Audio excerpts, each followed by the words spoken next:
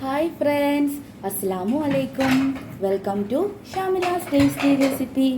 ഇന്ന് ഞാൻ തയ്യാറാക്കാൻ പോകുന്നത് വളരെ ടേസ്റ്റി ആയിട്ടുള്ള ഒരു മയോണൈസ് കറിയാണ്. അപ്പോൾ ഇതെങ്ങനെയാണ് തയ്യാറാക്കാമെന്ന് നമുക്ക് നോക്കാം.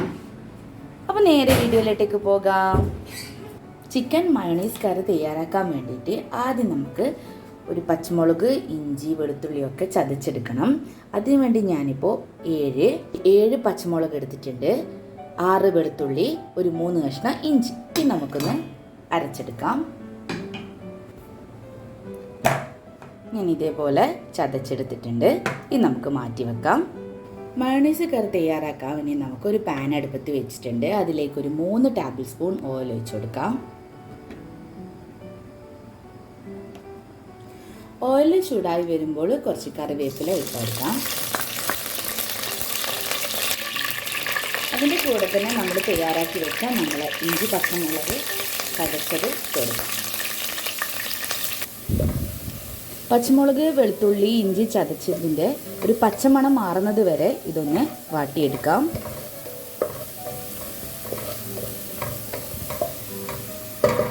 ഇനി ഇതിലേക്ക് ഒരു 3 മീഡിയം സൈസ് ഉള്ളി ചെറുതായി അരിഞ്ഞത്, ഇതേപോലെ ചെറുതായി അരിഞ്ഞത് നമുക്ക് ചേർത്ത് കൊടുക്കാം.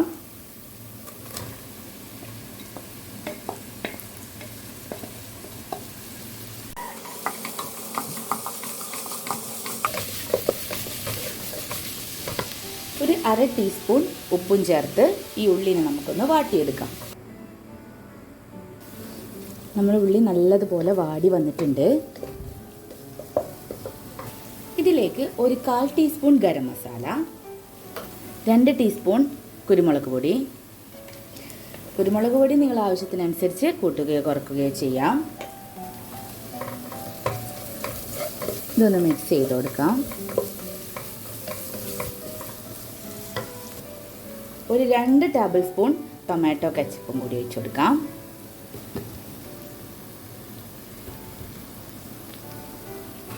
ഒരു ടേബിൾ സ്പൂൺ സോയാ സോസ്. വളരെ ലോ ഫ്ലെയിമിൽ വെച്ചിട്ട് വേണം നിങ്ങൾ സോസ് ചേർത്ത് കൊടുക്കേണ്ടത്, അല്ലെങ്കിൽ ഒരു കരിഞ്ഞിട്ട് അതിൻ്റെ ഒരു ടേസ്റ്റ് കിട്ടൂല. അത് പ്രത്യേകം ശ്രദ്ധിക്കണം. ഇനി ഇതിലേക്ക് ഒരു 600 ഗ്രാം കഴുകി വൃത്തിയാക്കി വെച്ച ചിക്കൻ ഇട്ട് കൊടുക്കാം. ചിക്കൻ ഈ മസാലയിലേക്ക് മസാല ഒന്ന് പിടിക്കുന്നത് വരെ ഒരു 2 മിനിറ്റ് ഒന്ന് വാട്ടിയെടുക്കാം.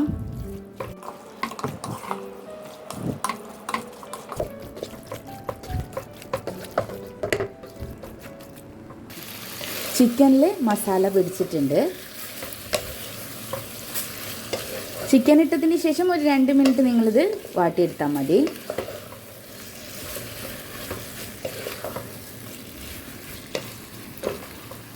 ഇനി ഇതിലേക്ക് 1 കപ്പ് വെള്ളം ചേർത്ത് കൊടുക്കാം.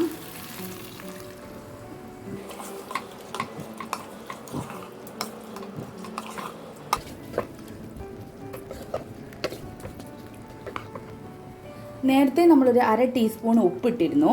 ഇനി നിങ്ങളുടെ ഉപ്പിനനുസരിച്ചിട്ട് കുറച്ച് ഉപ്പ് ചേർത്ത് കൊടുത്തതിന് ശേഷം ഒരു 15 മിനിറ്റോ 20 മിനിറ്റോ അടച്ച് വെച്ച് നമുക്ക് മീഡിയം ഫ്ലെയിമിലിട്ടിട്ട് ഇത് കുക്ക് ചെയ്തെടുക്കാം.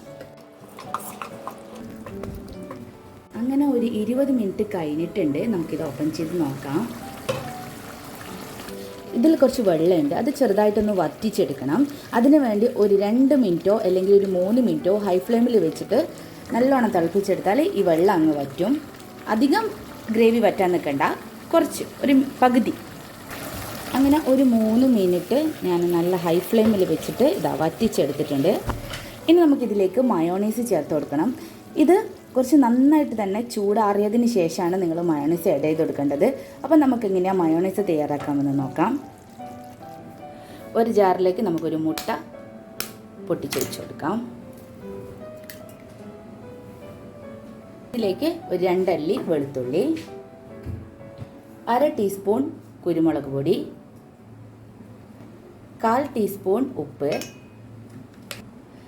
1/2 ടീസ്പൂൺ വിനാഗിരി. ഇത് ഞാൻ അടിച്ചെടുത്തിട്ടുണ്ട്. ഇനി ഇതിലേക്ക് ഒരു 1/4 കപ്പ് സൺഫ്ലവർ ഓയിൽ ഒഴിച്ചു കൊടുക്കാം. നിങ്ങൾ സൺഫ്ലവർ ഓയിൽ തന്നെ ഒഴിച്ചു കൊടുക്കാൻ ശ്രദ്ധിക്കണം. അപ്പോൾ ഇത് നമുക്ക് ഹൈ സ്പീഡിൽ ഒരു മിനിറ്റോളം അടിച്ചെടുത്തിട്ട് വരാം. അങ്ങനെ അടിച്ചെടുത്തിട്ടുണ്ട്.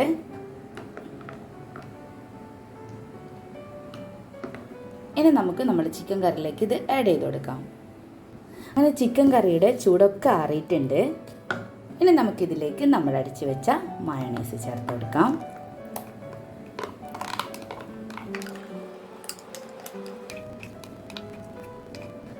ഇനി കുറച്ച് ഒരു ടേബിൾ സ്പൂണോളം മല്ലിയിലയും കൂടി വിതറി കൊടുത്തതിന് ശേഷം നമുക്ക് നല്ലതുപോലെ മിക്സ് ചെയ്തെടുക്കാം.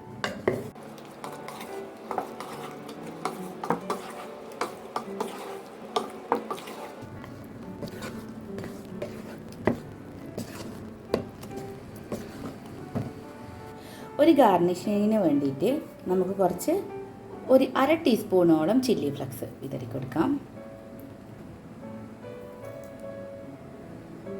കുറച്ച് മല്ലിയില ഇട്ടെടുക്കാം. അങ്ങനെ നമ്മൾ നല്ല ടേസ്റ്റി ആയിട്ടുള്ള മയോണൈസ് കറി ഇവിടെ റെഡി ആയിട്ടുണ്ട്. ഇത് നമുക്ക് പൂരി, ചപ്പാത്തി, ഭട്ടൂര അങ്ങനെ എല്ലാത്തിൻ്റെ ഒപ്പരം നല്ല കോമ്പിനേഷനുള്ള നല്ലൊരു കറിയാണ്. നിങ്ങളെല്ലാവരും ഇത് ട്രൈ ചെയ്ത് നോക്കണം. മറക്കാതെ കമൻറ്റ് ചെയ്യണം കേട്ടോ. അടുത്ത നല്ലൊരു പുതിയ റെസിപ്പിയുടെ വീഡിയോമായി കാണുന്നതുവരേക്കും bye bye. Thank you for watching.